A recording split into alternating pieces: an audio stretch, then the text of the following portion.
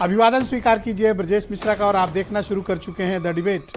बहनों भाइयों, India alliance में कांड हो गया है, बहुत बड़ा कांड हो गया है, ब्रेकअप हो गया है। किसके बीच? आम आदमी पार्टी और कांग्रेस के बीच। इसके पहले एक शॉर्ट ब्रेकअप भी हो चुका है समाजवादी पार्टी और टीएमसी का भी कांग्रेस के साथ, लेकिन आम आदमी पार्टी और कांग्रेस का जो ब्रेकअप हुआ है वो गाली गलौज के बाद हुआ है और एक दूसरे को काफ़ी भला बुरा कहने के बाद दिल्ली के चुनाव ने इंडिया अलायंस का जो असली चेहरा है उसको पब्लिक डोमेन में ला दिया है। ये दिखा दिया है कि दरअसल ये अलायंस लोकसभा चुनाव के 6 महीने बाद भी स्थिर नहीं खड़ा कर हो पाया और जो एक दूसरे को बचाने के लिए कस्में खा रहे थे वो गाली दे रहे हैं एक दूसरे को। आज चर्चा है इसी विषय की। बहन भाइयों, किसी भी परिस्थिति में किसी व्यक्ति का, पार्टी का, समूह का असली आपको मंतव्य, चेहरा और असली उसका कैरेक्टर तब दिखता है जब आप सबसे बड़े अपनी मुसीबत की वार जोन में हो या फिर आप पर कोई बड़ी चुनौती सामने हो। उस वक्त असली चेहरे सामने आते हैं। तो विपक्ष का जो सबसे बड़ा अलायंस बना था पार्लियामेंट इलेक्शन के दौरान, जिसे इंडिया अलायंस का नाम दिया गया था, वो खंड खंड हो रहा है, टूट रहा है। उनमें ब्रेकअप्स हो रहे हैं। पहले छोटे छोटे ब्रेकअप हो रहे थे और आज तो महाविस्फोट हो गया। वैसे विस्फोट कल मेरी डिबेट में ही हो गया था। मुझे कल ही इल्हाम हो गया था और हमारे दर्शकों को भी कि समथिंग रॉन्ग बिटवीन आम आदमी पार्टी एंड कांग्रेस। कुछ बहुत गंभीर मतभेद हैं। कांग्रेस के प्रवक्ता उमाशंकर पांडे तो गाली गलौज की भाषा इस्तेमाल कर रहे थे। हालांकि आम आदमी पार्टी कल भी डिबेट में संजय सिंह मेरे साथ थे और बाद में रीना गुप्ता भी जुड़ी थी। ये दोनों संयमित थे और कांग्रेस के सवालों से हट बच रहे थे। मतलब कांग्रेस पर सवाल नहीं ले रहे थे, बीजेपी को ही जवाब दे रहे थे। लेकिन आज मुठभेड़ हो ही गई क्योंकि उनकी पार्टी के सबसे बड़े नेता केजरीवाल को कांग्रेस पार्टी के दिल्ली के टॉप लीडर्स, बड़े लीडर्स ने फर्जीवाल करार दे दिया, एंटी नेशनल करार दे दिया, करप्ट करार दे दिया, एफआईआर लिखा दी। और ये उस कांग्रेस की मैं बात कर रहा हूं जब अरविंद केजरीवाल जेल गए थे।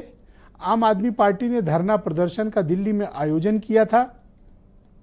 पहली बार पूरी गांधी फैमिली आम आदमी पार्टी के मंच पे गई थी। वो मंच आम आदमी पार्टी का था जिसमें सोनिया गांधी, राहुल गांधी और प्रियंका गांधी खुद मौजूद थी। पार्लियामेंट इलेक्शन में अरविंद केजरीवाल कांग्रेस के प्रत्याशियों के लिए दिल्ली में वोट मांगते हुए दिखे, चंडीगढ़ में भी दिखे। संविधान और आरक्षण बचाने की कस्में खाई जाती थी और बीजेपी को इस देश का सबसे बड़ा दुश्मन ये लोग करार देते थे। लेकिन इनके अंदर कितना सब में जहर भरा हुआ था ये आज पब्लिक डोमेन में आ गया। बहनों भाइयों, ये विचार के आधार पर एक नहीं थे, ये अवसर के आधार पर एक थे। आज प्रमाणित भी हो गया है। अजीब लग रहा होगा लोगों को जो इनके लिए कस्में खा रहे थे। बहनों भाइयों, राजनीति में कोई परमानेंट एनिमी और परमानेंट फ्रेंड नहीं होता है। सब चीजें अवसर पर निर्भर करती हैं। इन्होंने भी अवसर का इस्तेमाल किया, आरक्षण और संविधान के नाम पर एक हुए। यह अलग बात है कि बीजेपी को रोकने में इन्होंने कुछ कामयाबी हासिल की, लेकिन इनका असली कैरेक्टर अब दिख रहा है।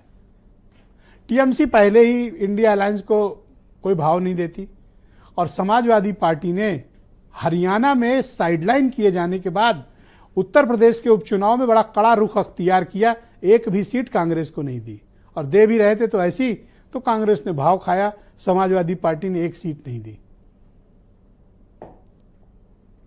आम आदमी पार्टी का कहना, भैया चुनाव लड़ो, ठीक बात है, अच्छी बात है, आप भी दिल्ली आओ, चुनाव लड़ो, पर हमारे नेता को गाली क्यों दे रहे हो? हमारे नेता पे एफआईआर क्यों करा रहे हो? उनकी बात भी जायज है। जब राष्ट्रीय स्तर पर आपका किसी के साथ अलायंस है, आप उनके साथ मंच शेयर करते हैं, विचार शेयर करते हैं, एजेंडा शेयर करते हैं और राज्य के चुनाव में आप गाली दे रहे हैं, या तो ये कोई डिस्परेशन है और या फिर इनका वैचारिक मतभेद था जो एक अवसरवाद के रूप में पार्लियामेंट में सामने आया था। कांग्रेस को क्या लगता है, अगर दिल्ली बिहार गए तो ये सब हमको घर छोड़ कर आएंगे और कमरे में ताला भी मारेंगे। कारण क्या है कि अब उनको लगता है कि उनका चुनाव राहुल गांधी का तो 2029 में है और अभी चल रहा है 24, 4-5 साल का वक्त है। तो इन 4-5 सालों में बीजेपी से तो मुकाबला अपना चलता रहेगा कांग्रेस का, उसको लगता है कि सबसे बड़े दुश्मन तो ये हैं जो हमारा घर छीने ले रहे हैं। बीजेपी से तो हम आज नहीं कल लड़के सत्ता छीन लेंगे, इनसे कौन हमको बचाएगा। तो अब कांग्रेस ने इन हाउस शिकार शुरू कर दिए हैं, उसी की परिणति है। पर शायद फिल्मों में भी कहीं नहीं देखा गया होगा कि इतनी जल्दी ऐसी ऐसी घटनाएं हो रही। आज जब संजय सिंह को हम लोगों ने सुनते देखा तो मुझे लगा कि शायद बीजेपी के खिलाफ ही कोई प्रेस कॉन्फ्रेंस होगी, पर मैं देखा वो तो पूरे कांग्रेस नेतृत्व को भला बुरा कह रहे थे, ललकार रहे थे और कह रहे थे कि या तो अजय माकन पर कार्रवाई करो वरना तो फिर अलायंस की ऐसी तैसी। तो क्या दिल्ली के चुनाव ने इन लोगों के वास्तविक चेहरे सामने कर दिए हैं? और अगर कांग्रेस दिल्ली का चुनाव मजबूती से लड़ती है तो क्या बीजेपी को फायदा होगा? आम आदमी पार्टी के लिए दिल्ली उसकी आत्मा है। अगर दिल्ली हार गई तो उसका सब कुछ चला जाएगा। पंजाब में उसके पास खड़े रहने के लिए बड़ी मुश्किलें हो जाएंगी।